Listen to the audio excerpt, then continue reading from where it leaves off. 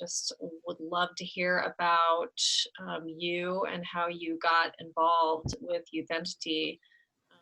So I started initially with they came and we did a business consulting group of like ideas. So that was the first thing I did, and it lasted about a year.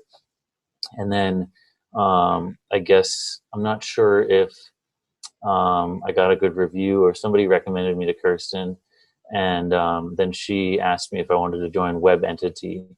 So then I was super excited because, like I said, I was a freshman in high school. So started doing WebEntity and did that for my whole 4 years. We designed websites for local businesses at like a really reduced price. We charged like $500 for, a 10-page website, which is just at the time, unheard of. Because of course we designed, well, I was there, I think we designed like 32 different websites over three and a half years. And had you always been interested in that side of things, in that industry? Yeah, well, I was really interested in the computer side of it in terms of like the technological skills and the coding. I was interested in kind of the HTML and learning that side of it. And then we had another guy, his name was Blake. You may have met him because he was kind of like Yeah. the gold star alumni. I know, like he was the artist, so he designed everything in terms of like he would create logos and do all these kind of crazy stuff, and then we would do kind of the busy work of meeting with the business owners, figuring out what they want. I really liked it just across the board because you had communication skills being developed with, working with these business owners and corresponding with them. And then you had the computer skills in terms of designing it. So yeah, in general, I thought it was great because it taught me like, how to just correspond in emails. Like as a high school student, no one teaches you that in terms of, how you sign off an email, how you talk to people in an email, making sure that you respond to every single email, not just read it and then go, okay, cool, I'm glad I had that. You have to really serve these people. So I didn't go into web design, but there were tons of points later on, in working in high school where it was like I needed to have, so now I'm in statistics, there's points, where we host web apps for our coaching staff. So that way they can go on there and view these statistical platforms and these databases that we've written up. So now they can go on there and click through it and see everything, and interact with it, generate certain charts and stuff, all these things that WebEntity effectively prepared me for, later on, even though in my case I didn't become a web designer. But it's still like, at the very least, like I said, the communication and email correspondence, the computer skills in order to do all of that, because I'm constantly on my computer working. I didn't learn R with WebEntity or anything like that, but those kind of things do translate. HTML to R, not exactly the same, but it's the same starting blocks. And then finally, like I said, having that experience building web apps did come in handy. Well, did you know what you wanted to do? Did you know you wanted to get into statistics? I majored in political science, but the whole time I was in college, I knew I wanted to work in hockey. I wanted to work in sports, and I wanted to mainly be involved in game strategy and coaching. But in order to kind of break through as a non-player in sports, you kind of have to find your niche and offer something that other people aren't. Everyone wants to work in the NBA, everyone wants to work in the MLB, but if you're not a performer player, you're probably not going to, unless you bring something really new and innovative. So that's where I went into statistics, to try and offer something that would get buy-in and get interest from the coaching staff.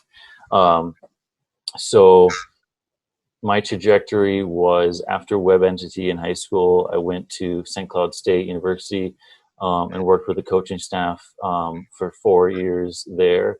And I just used, the computer skills I had. I used Excel and just, wrote certain like tracking loops that would allow me to, create a database. And, I didn't do anything really that crazy, but it was just all the things that I'd kind of pieced together using stuff, working with WebEntity and having that correspondence to be able to, communicate and present things effectively. one of the things that we had to do with actually Krablunik was we had to present our findings and present these new ideas, right? So at the end, you kind of came and here's our 3 ideas, why we think this will work. But we had to stand up in front of the owner and present this all in one night. And I remember we met him and he had the firmest handshake. To this day, I still remember his handshake was super intimidating. And maybe it was because we were using some of his money or whatever. But so then I remember just like choking up, like I was so scared to present and share this, share and explain to him why a 14-year-old has a good idea for his, 20-year-old business. But then, later on down the road when I'm standing up and presenting to my head coach who's been coaching in the sport for longer than I've been alive, why something that I've found or something that I think better line combination or better game strategy to utilize would be effective, that experience did come in handy. And I was able to stand up and be confident in my findings and share things and actually get buy-in from him. So you work for the Avalanche now. What were your steps leading up to working with the Avalanche? And is this your dream job? Good question. So I've been working for this is my 2nd season. I started last August, and I graduated and then applied for 10 different jobs, 10 different all hockey jobs. And I got like 3 calls back and took the Avs job. It was an internship at first. And then they told me, like, don't expect to be retained. Like, we're probably going to go a different direction. We're trying to hire this database management person. But then later on, they kind of decided that they did want to retain me. I guess I did a good job. So then, so now I am actually full-time. And so that is how I got there. This is my dream job. I would like to get a little bit further.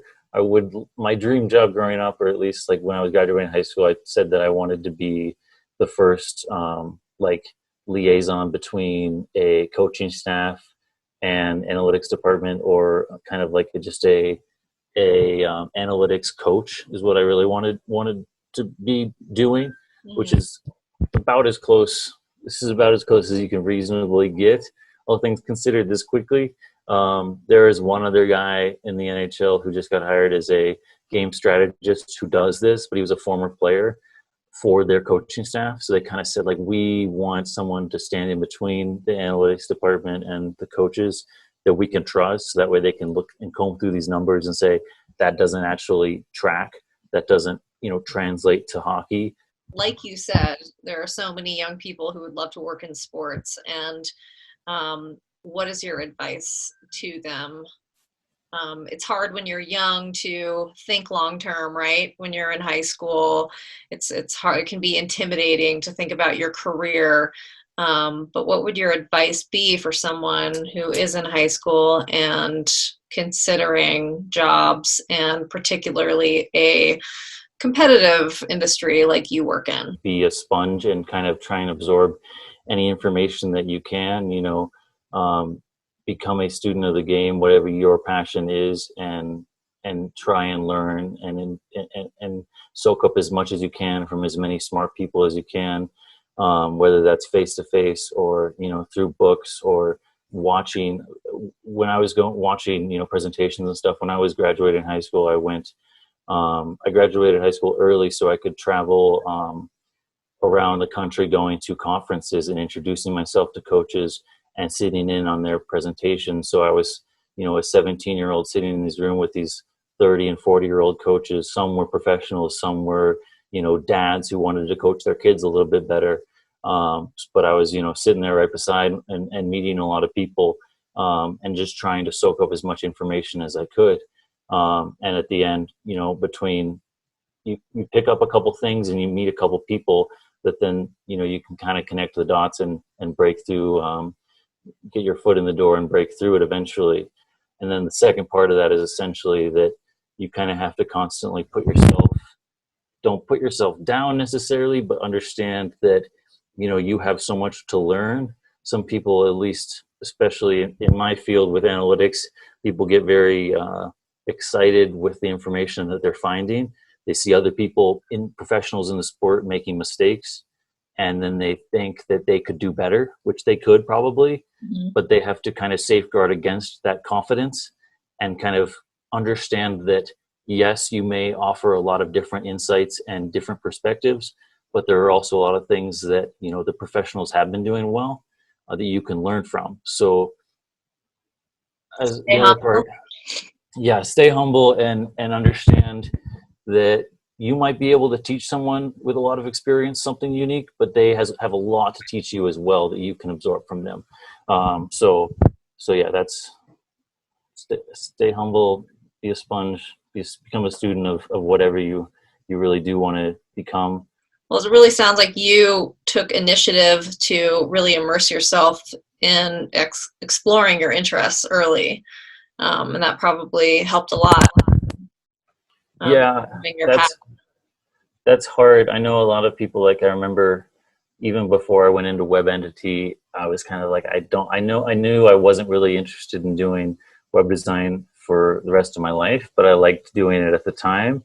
But I remember always listening to Kirsten. She was like, you have all these people kind of growing up and they don't know necessarily what they want to do, but you have high school counselors pushing them in a direction and trying to, you know, help them figure it out. But they're kind of like unsure. So that's where I really don't think I can offer much, just because like hockey came to me when I was 14 and I absolutely fell in love with the sport and knew from the moment that I wanted to work in it. And then from that point on, I put everything, every single egg that I possibly could find, as well as some of my parents that I probably, you know, helping me pay for things and helping me go on these trips, all into the same basket. And lucky for me, it worked out, but I got really lucky. So Yeah. in terms of people who don't know what they're doing, I'm probably not the best person, but once you find that, absolutely, you know, swing for the fences. There's also a lot of value in finding out what you don't want to do, right? So what does it hurt to join a program like Youthentity and just dive in, and maybe along the way you'll figure out what you do like, even if it's not, like in your case, web design, right? Yeah, and you could point to even Krabloonik before that. Like I enjoyed the correspondence, but I knew that business really wasn't my passion, and I learned that from listening to my parents constantly. But but then from working with Krabloonik, you know, like I said, I enjoyed it, but it's like not my cup of tea. So then I kept going, tried WebEntity. You know, this is all just within Youthentity's umbrella, and then you know you cross a couple things off the list, and you circle a few things as maybe you could potentially come back for. That's what kind of gave me a lot of confidence going into this. I knew at the end of the day, if it didn't work out, I could probably go into SEO or maybe double back and make something happen with web design that maybe might not be my passion, but it would at least pay the bills, right? So, Right, exactly. Well, David, I know you've got to run and hit the road here, so I won't keep you any longer, but thank you so much for being so expansive and for taking the time. I really appreciate it. yeah, no problem. Thanks for, it's fun to kind of, you know, look back and think about where, because I don't think about Krabloonik very often, but it's kind Yeah, of funny just, you know, how it led me to where I am now. And Kirsten and WebEntity or Youthentity were such an impactful, huge, you know, involvement in that. So